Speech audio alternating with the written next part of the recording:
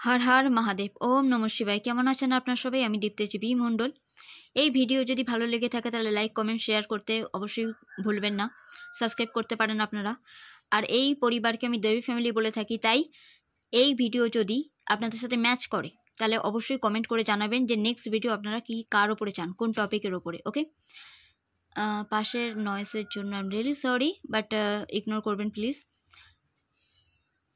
এই ভিডিও আপনাদের লাইফে ওভারঅলটা আনছে, তাই ওভারঅল আপনাদের জন্য কি আসছে এই ভিডিও থেকে আপনারা জানতে পারবেন।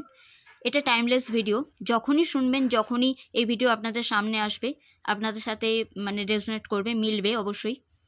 যেটা মিলবে সেটা রাখবেন, কারণ কালেকটিভ রিডিং তো, তাই যেটা মিলবে না সেটা অন্য কারোর জন্য হবে, ইগনোর করবেন। ওকে, আপনাদের ওভারঅলে যেটা লাইফে আসছে সেটা হচ্ছে আপনাদের মধ্যে জলরাশি মানে মীন, বৃশ্চিক, কর্কট রাশি, অগ্নিতত্ত্ব রাশি মানে মেষ, সিংহ আর ধনু রাশি।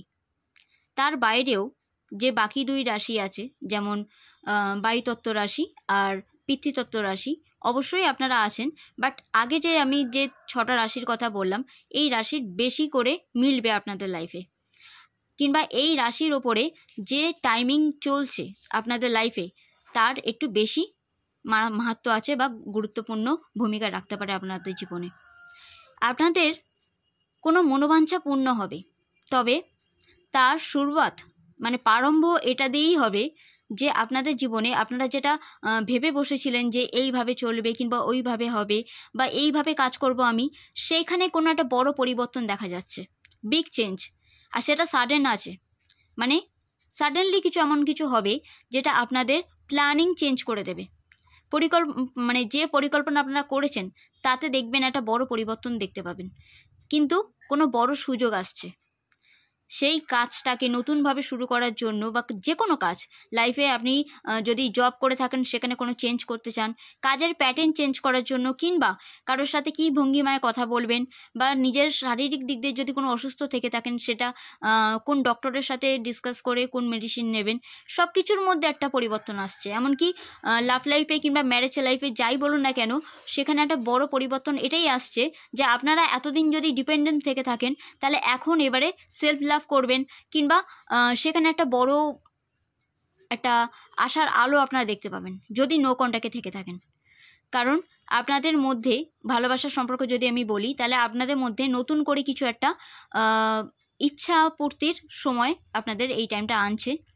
এই ভিডিও যখনই আপনারা পাবেন তখন জেনে নেবেন আপনাদের জন্য মনোবাঞ্ছা পূর্ণ তো হবে।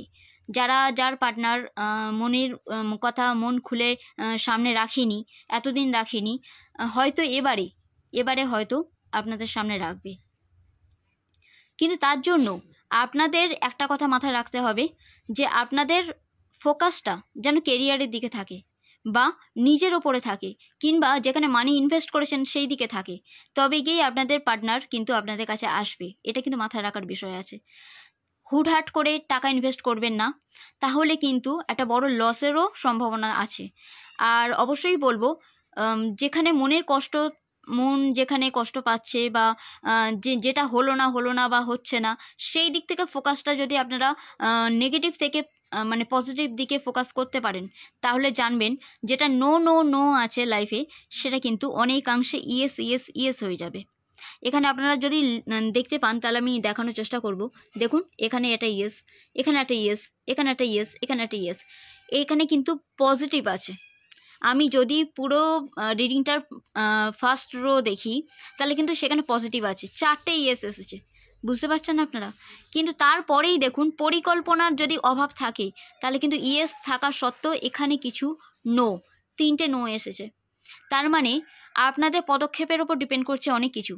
সুযোগ তো আসছে, কিন্তু আপনারা যদি এইভাবে হাত গুটিয়ে বসে থাকেন তাহলে কি করে সুযোগটা আসবে? ওপেন মাইন্ডেড থাকতে হবে, কাজ করতে হবে, নতুন সুযোগকে গ্রাব করতে গেলে একটু পজিটিভ থাকতে হবে, আর সবচেয়ে বড় কথা হচ্ছে দান পুণ্যি করতে হবে। আমি যখন দান পুণ্যির কথা বলছিলাম তখন 444 আমি এখানে দেখতে পেলাম। অতএব আপনারা মানে জেনে নিতেই পারেন, যখন আপনারা দু হাত খুলে কাউকে দান মানে কিছু করবেন, সে খাদ্য হোক কিংবা মানে ভোজন সামগ্রী হোক কিংবা অন্য কিছু বস্ত্র হোক বা জুয়েলারি হোক, যাই কিছু হোক, অবশ্যই কিন্তু মাথায় রাখবেন ঈশ্বর আপনাদেরকে সেটা পজিটিভই ভাইব্রেশন দেবে, আপনাদের হয়ে কাজ করবে,